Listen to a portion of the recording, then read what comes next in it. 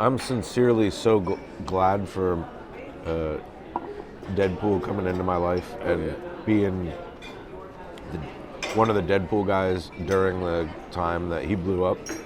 He's been so good to me, but I am so grateful to also be leaving before anybody is like going, get the hook, you know, like maybe, and I'm sure that they're out there, but I don't hear them. Yeah, you get old if you only do the same thing every day. Totally. You sort of lose passion for it. You lose the ability to step back from it. Look, and losing passion in comics is like a dangerous thing where you go, It's the end. It's the end. I mean, you can float around and make money, Yeah, you know, if you've already made money. right. But That's if you lose the passion before you make money, you're done. And then if you lose it once you're making money, it's even worse because now you're embarrassed. You know? Well, it's interesting that you were on the train before it started almost. Yeah, we were. I mean, that's true. We debuted November of 2012, and that was before the game, before the movie, before... And look, I thought we were going to wash out. So that's why Doctor Strange pops up in issue 3, because Tony Moore would have had to have drawn him before we could get fired. I figured he's going to have 3 or 4 in the can before we go. So I go, if this drops and lays there, I was like, at least I would have gotten to write some word balloons for Doctor Strange first. Yeah, that's awesome. Do I feel like the maintenance, how do I stay here, is by being hopefully uncomfortable. You know, like if I wanted to stay in and be comfortable, I would have like fought to either keep Deadpool in some way or add him to another team, or I want to drop that mic with my collaborators and I don't want to pick it up again. Yeah. And so I'd love to go figure out, do something else that somebody doesn't necessarily think I'm going to go do. And so some of that, the answer is just do the image work, where I'm doing stuff that just, it doesn't fit anywhere else, you know, but it's something that is like, it's burning to get out of me, so. And then, you know, you stick around by making friends that you want to work with, you know, and keeping that passion alive, because, right, if you, the first thing that people are going to know is whether you have the passion or not, right? And then the sales will reflect that, and then the editors will go, oh yeah, that guy is kind of done. You know, you'd be a guy that could do a script fast, but I don't know if he's going to do a script great. Yeah. And the passion is like sort of the thing that,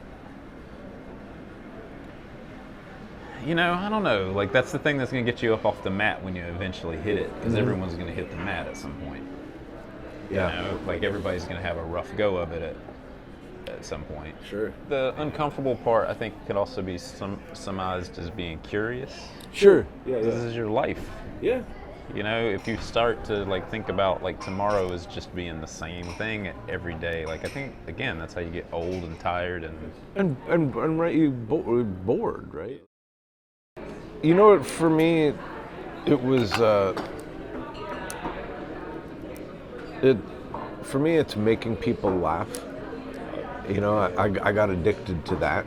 yeah. I never hated myself enough to go up and talk about my dick in front of a brick wall. You know, I didn't go the comedian route. Right. Because I had this other love. Yeah. And so, you know, writing jokes and, you know, I think working with other funny people was like, brought me so much joy that was really the thing that keeps me going. Well, it's the thing that's like, I mean, you know, I just read your Guardian stuff, and I think it informs like there's an empathy in those characters, like there's a humanity to a lot of those characters. Yeah. I think you have to be able to tell a joke to write a quiet moment. Yeah. Like a lot of people think being a comedian or being funny in a comic means Oh my God. that you're like putting on this like clown suit, right? Yeah.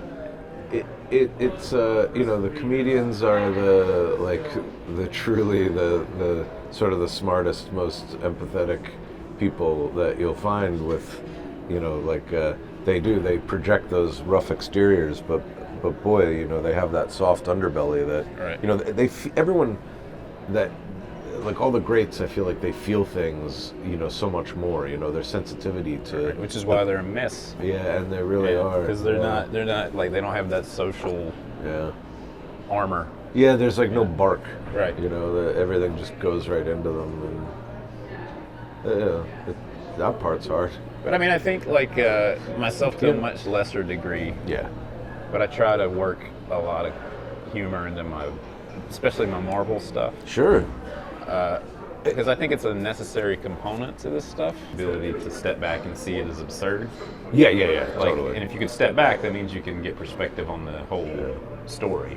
Yeah. You know, it takes you like a character being able to be like, wait a second. And I know there's some readers that hate that. They hate being drawn out of that. But to me, it's like it's all that much more important because it's absurd. Yeah. It's like these characters are making like really life and death choices Totally. in an absurd world. If there's nothing, if you can't root for that, like, you know, what's your life like? Yeah. But the comic shop and Bill Leibowitz, super lucky in collaborators the whole time. You know, I'm not as talented as you. I can't write and draw, so like I'm always going to be in desperate need of folks to collaborate with, and so you know, you got to be chill. You got to make friends with people and then make something cool out of it. Yeah, I mean, it's a whole nother thing to maintain those friendships, but it's hard doing the business thing and the friendship thing, right? sure. Yeah. The way that I think, you know, by the time I put this out, it could be like Jason Latour and Jason Aaron murder each other in middle of woods. Evidence, is this evidence A in the state trial? Yeah. Who murdered who in that relationship? Who's on trial and who's in a box? Oh, I murdered him. Yeah, that's what I figured. Yeah. Sorry, Jason. Yeah. I got like Batman plans. Like dossiers. Jesus Christ. No, but I always say, like, as much as I love him like a brother, you know, like, he's like family to me. Our relationship works fundamentally better like teammates Sure.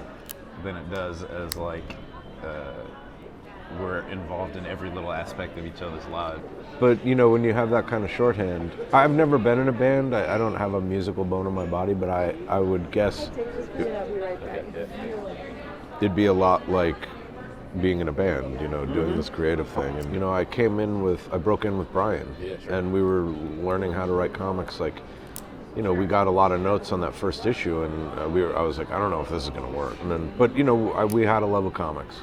And, you know, eventually, you know, Brian's a comedian. He's got to go on the road to do his work. And, you know, I would get frustrated when he'd go like, hey, you know, I didn't get much done last night in the hotel. And I'd be like, how could you not get much done in the hotel? You know, there'd be like a desk there. But now that I'm also on the road, I'm like, oh my God, there's nothing worse than like being out in the day doing your other stuff and then getting into the hotel room. Like, I wish I'd been a little bit more patient about that kind of stuff. Cause Patience and empathy are the two keys to being Totally. a human.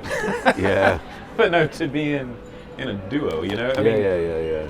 it's like I've never been married, and Jason's been married for several years, and Jason always compares our relationship to being in a marriage, and I think he's right.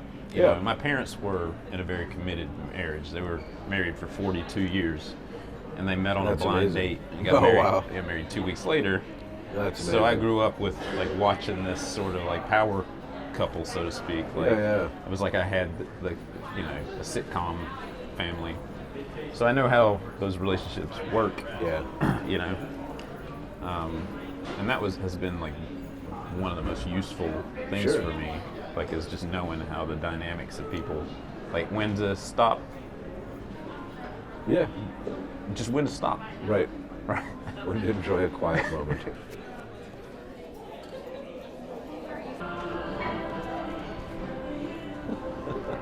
They're playing us out. That's a wrap. They hit the wrap it up B. Folks. Like the Dave Chappelle, like wrap it up B. Wrap it up. Look, we just descend into the floor. We're on a lift. Or we just like drive this into the We car. drive out. Drive this table into the car. Oh my God. All right. See ya.